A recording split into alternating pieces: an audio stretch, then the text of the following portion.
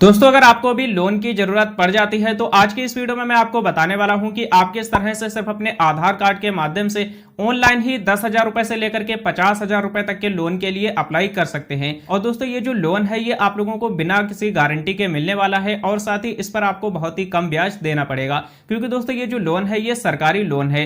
तो किस तरह से आप लोगों को ऑनलाइन ही लोन के लिए अप्लाई करना है, इस वीडियो में मैं आपको कंप्लीट प्रोसेस बताने वाला हूं। चैनल पर नए हैं तो सब्सक्राइब कर लें, जिससे कि आने वाली और भी ऐसी ही वीडियोस की नोटिफिकेशन मिल सके।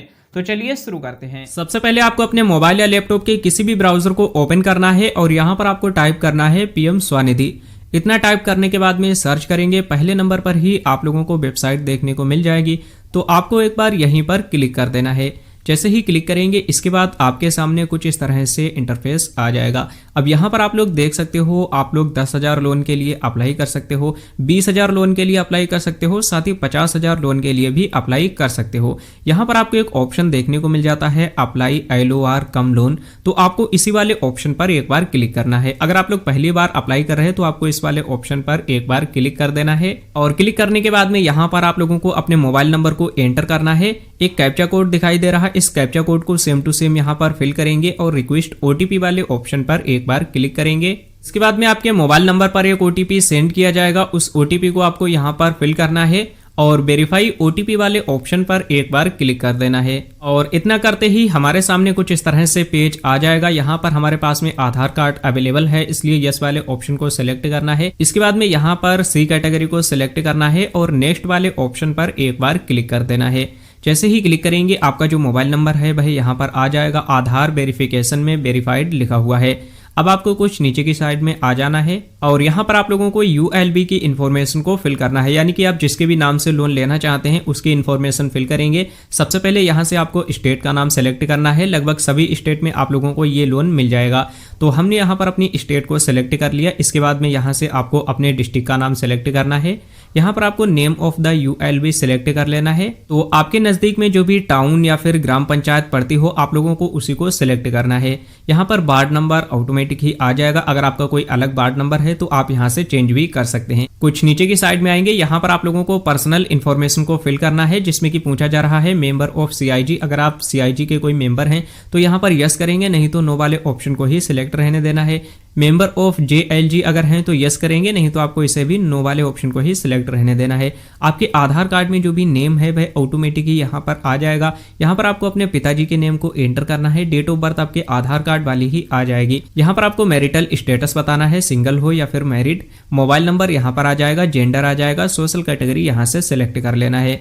इसके बाद में यहाँ पर पूछा जा रहा है पर्सन्स विद डिसेबिलिटीज, यानी कि कोई भी दिव्यांग पर्सन है तो उसको यहाँ पर यस करना है, नहीं तो उसे नो वाले ऑप्शन को सिलेक्ट करना है। अगर आप माइनॉरिटी कैटेगरी में आते हैं तो आपको यहाँ पर यस करना है और यहाँ पर आप लोगों को कैटेगरी बतानी है, नहीं तो आप लोगों को नो वाले ऑप्शन को ही सिलेक्ट कर लेना है। इसके बाद में यहाँ पर KYC डॉक्यूमेंट में आप कौन सा डॉक्यूमेंट देना चाहते हैं, यहाँ पर आपका टोकन नंबर आ जाएगा। इसी के साथ में यहाँ पर आप लोगों को अपने वोटर ID कार्ड नंबर को भी फिल कर देना है। और यहाँ पर आपसे पूछा जा रहा है do you have a family, तो अगर आपके पास में फैमिली है तो इस वाले बॉक्स पर टिक करेंगे। जैसे कि हमने यहाँ पर सिंगल सेलेक्ट किया था इसलिए यहाँ पर टिक नहीं होगा। जाहिर सी बात है, कोई भी सिंगल पर्सन है तो उसके पास में फैमिली यानी कि उसके बीवी बच्चे नहीं होंगे। तो यहाँ पर अगर आप लोग मैरिड सिलेक्ट करेंगे तो आपको अपने बीवी बच्चों की इन्फॉर्मेशन को भी फिल करना पड़ेगा। तो अब आप लोगों के आधार कार्ड में जो भी एड्रेस अवेलेबल था वही सेम एड्रेस यहाँ पर आ चुका है। अब पूछा जा रहा है करेंट एड्रेस और आपका जो KYC वाला एड्रेस है वह अगर सेम है तो आपको इस वाले बॉक्स पर टिक कर देना है, तो सेम एड्रेस ही आपका यहाँ पर भी आ जाएगा। इसके बाद में यहाँ पर वेंडिंग एक्टिविटी आप लोगों को बतानी है। तो सबसे पहले तो यहाँ पर नेम ऑफ एक्टिविटी, यानी कि आपका जिस टाइप का काम है तो वो आप लोगों को यहाँ पर सिलेक्ट करना है। अगर आप कोई भी सर्विस प्रोवाइड करते हैं तो सर्विस सिलेक्ट करेंगे। प्लास्टिक के कोई आइटम है, किचन आइटम है, इलेक्ट्रॉनिक के कोई भी वस्तुएं हैं तो वो आप लोगों को सिलेक्ट करना है। अगर इसमें से कुछ भी नहीं है तो आप अदर भी सिलेक्ट कर सकते हैं। जैसे कि हमने यहाँ पर सर्विसेज सिलेक्ट कर लिया। अब आपको यहाँ पर प्लेस ऑफ बिल्डिंग, यानी कि आप जो भी काम करते हैं तो उसका प्लेस क्या है, फिक्स्ड कोई भी लोकेशन है या फिर मोबाइल, तो हमने यहाँ पर फिक्स्ड लोकेशन को सिलेक्ट कर लिया। यहाँ पर आप लोगों को बेंडिंग की यहाँ पर आप लोगों को ड्यूरेशन बतानी है कि जो भी आप काम करते हैं तो ये कब से आप लोग कर रहे हैं। यहाँ पर मंथ और ईयर में आप लोगों को सिलेक्ट कर लेना है। इसके बाद में यहाँ पर आप लोगों को बेंडिंग डेज यानी कि आप जो काम करते हैं वह कौन कौन से दिनों करते हैं। अगर आप सप्ताह के सभी दिनों करते हैं तो आपको ऑल वाले ऑप्शन पर क्लिक करना है, और अगर किसी भी दिन छुट्टी रहती है तो आप लोगों को उन दिनों को सिलेक्ट कर लेना है और छुट्टी वाले दिन को आप लोगों को सिलेक्ट नहीं करना है। इसके बाद में यहाँ पर आपको टाइमिंग ऑफ बेंडिंग यानी कि आप जो काम करते हैं या फिर आपकी शॉप वगैरह कुछ भी है तो उसकी टाइमिंग क्या है, जो भी टाइमिंग है उसे आप लोगों को यहाँ पर अपने अकॉर्डिंग फिल कर देनी है। यहाँ पर आप लोगों को लोकेशन बतानी है, कौन से लोकेशन पर है। तो यहाँ पर फिक्स्ड लोकेशन है तो आपको यहाँ पर उस लोकेशन का नाम टाइप करना है। नियर बाई कोई भी लैंडमार्क है तो उसको यहाँ पर फिल करना है और उस एरिया के पिन कोड को यहाँ पर एंटर करना है। कुछ नीचे की साइड में आएंगे, यहाँ पर आप लोगों को प्रूफ एज ए वेंडर यानी कि आप जो भी काम करते हैं तो आपके पास में क्या सबूत है तो वो डॉक्यूमेंट आपको यहाँ पर देना पड़ेगा। जैसे कि यहाँ पर फर्स्ट डॉक्यूमेंट है बैंक अकाउंट स्टेटमेंट या फिर बैंक पासबुक। तो आपके पास में अगर बैंक अकाउंट है या फिर बैंक स्टेटमेंट है, बैंक पासबुक है, तो यहाँ पर आप लोगों को यस वाले ऑप्शन को सिलेक्ट कर लेना है। इसके बाद में आपसे पूछा जा रहा है copy of the membership card या फिर एनी अदर प्रूफ कोई भी है तो आपको यस करना है, नहीं तो आपको नो वाले ऑप्शन को सिलेक्ट करना है। इसके बाद में एनी अदर कोई भी आपके पास में डॉक्यूमेंट है तो यहाँ पर यस करेंगे, नहीं तो आपको इसे भी नो वाले ऑप्शन को सिलेक्ट करना है। और इसके बाद में request for local inquiry report by the TBC या फिर यूएलबी, अगर ये रिपोर्ट आपके पास में है तो यस करेंगे, नहीं तो आपको इसे भी नो वाले ऑप्शन को सिलेक्ट कर लेना है। कुछ नीचे की साइड में आएंगे, यहाँ पर आप लोगों को टोटल मंथली फैमिली इनकम को एंटर कर देना है। इसके बाद में यहाँ पर आपको अपने बैंक अकाउंट की डिटेल्स को देना है, जिस भी बैंक अकाउंट में आप लोग ये लोन अमाउंट लेना चाहते हैं। तो सबसे पहले तो यहाँ से आप लोगों को बैंक का नाम सिलेक्ट कर लेना है और इसके बाद में उस बैंक का आईएफएससी कोड यहाँ पर आपको डालना है।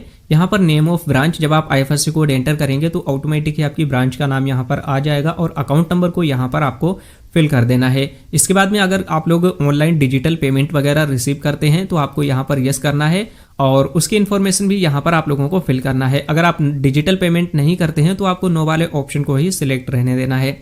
इसके बाद में आपसे पूछा जा रहा है कि आपके ऊपर कोई भी एग्जिस्टिंग लोन आउटसाइडिंग अमाउंट चल रहा है या फिर नहीं। अगर आपने पहले से ही कहीं से लोन ले रखा है तो उसकी भी इन्फॉर्मेशन आपको यहाँ पर फिल करनी है।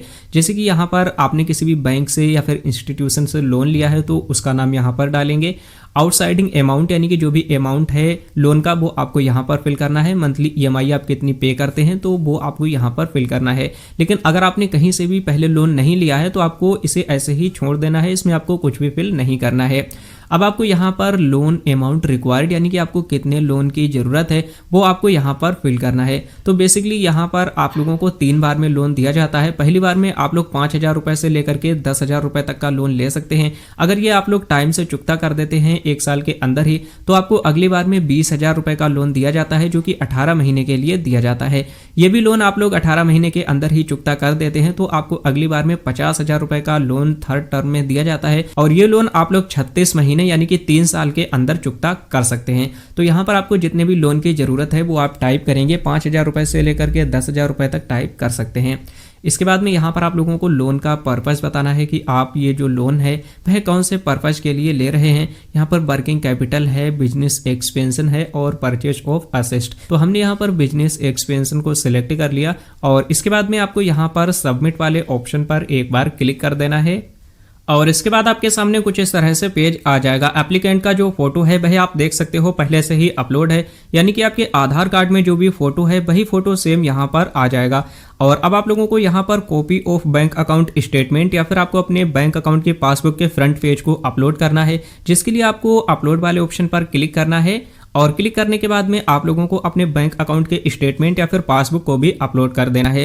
अपलोड करने के बाद में यहाँ पर आप देख सकते हो दोनों पर ही ग्रीन टिक लग के आ चुका है। अब आपको यहाँ पर सबमिट वाले ऑप्शन पर एक बार क्लिक कर देना है और जैसे ही सबमिट करेंगे यहाँ पर आपके सामने कुछ इस तरह से पेज आ जाएगा। 2 ऑप्शन आप लोगों को मिलेंगे। पहला ऑप्शन है submit your application to market place और दूसरा ऑप्शन है submit your application to your prefer lender. तो हम यहाँ पर सेकेंड नंबर वाले ऑप्शन को सिलेक्ट करेंगे। सिलेक्ट करने के बाद में यहाँ पर आप लोगों को अपने लेंडर को सिलेक्ट कर लेना है और इसके बाद में यहाँ पर आप लोगों को जो भी प्रेफर्ड ब्रांच है उसको सिलेक्ट करना है। कुछ नीचे की साइड में आएंगे, यहाँ पर आप लोगों को अपने UILB सब यूजर को सिलेक्ट कर लेना है। तो जैसे ही इस पर क्लिक करेंगे पूरी लिस्ट आपके सामने यहाँ पर आ जाएगी। अब आप लोग जिस भी बैंक से लोन लेना चाहते हैं या फिर जिस भी इंस्टीट्यूशन से लोन लेना चाहते हैं तो उसी बैंक या इंस्टीट्यूशन का नाम सिलेक्ट कर लेना है। पूरी लिस्ट आप लोगों के सामने यहाँ पर आ जाएगी और सिलेक्ट करने के बाद में आप लोगों को यहाँ पर एक बॉक्स दिखाई दे रहा है। इस बॉक्स पर आप लोगों को टिक लगा देना है। टिक करने के बाद में कुछ नीचे की साइड में आएंगे, यहाँ पर आप लोगों को एक ऑप्शन मिलेगा सबमिट। तो सबमिट वाले ऑप्शन पर एक बार क्लिक करेंगे। जैसे ही आप सबमिट वाले ऑप्शन पर क्लिक करेंगे आपका जो एप्लीकेशन है वह सक्सेसफुली यहाँ पर सबमिट हो जाएगा। जैसा कि आप लोग देख सकते हो एप्लीकेशन सबमिटेड, और यहाँ पर आपको एक एप्लीकेशन नंबर भी मिल जाएगा। आप चाहें तो इसका स्क्रीनशॉट भी ले सकते हैं। नीचे की साइड में आपको डन वाले ऑप्शन पर एक बार क्लिक करना है। क्लिक करने के बाद में यहाँ पर आप लोगों की लोन की कंप्लीट डिटेल देखने को मिल जाएगी। स्ट्रीट वेंडर लोन यहाँ पर लिखा हुआ है और लोन की डिटेल देखने को मिल जाएगी। LOR स्टेटस अभी आप देख सकते हो पेंडिंग दिखा रहा है। नीचे की साइड में देखेंगे your application is submitted to UILB will be reflected in market place once UILB approved. अब आपको क्या करना है, आपने फॉर्म को सबमिट कर दिया है, आपने जिस भी लेंडर को लोन के लिए सिलेक्ट किया है तो उसकी तरफ से आपने जो भी मोबाइल नंबर दिया है उस पर एक कॉल आएगा। कॉल आने के बाद में आपसे कुछ बेसिक सी पूछताछ की जाएगी और इसके बाद में आप लोगों को सभी कुछ डॉक्यूमेंट्स को ले जा करके इनकी जो भी ब्रांच है वहां पर जाकर के जमा कर देना है। और जमा करने के बाद में जैसे ही आपका फॉर्म वेरीफाई कर दिया जाता है इसके बाद में स्टेटस में अप्रूव्ड लिख के आ जाएगा और आपके बैंक अकाउंट में आपने जितना भी लोन अमाउंट सिलेक्ट किया था वो लोन अमाउंट ट्रांसफर कर दिया जाएगा। सो इस तरह से आप लोग घर बैठे ही सिर्फ अपने आधार कार्ड के माध्यम से PM स्वनिधि लोन के लिए अप्लाई कर सकते हैं। बाकी इसके अलावा कोई भी क्वेश्चन या फिर सवाल है तो आप हमसे कमेंट करके पूछ सकते हैं।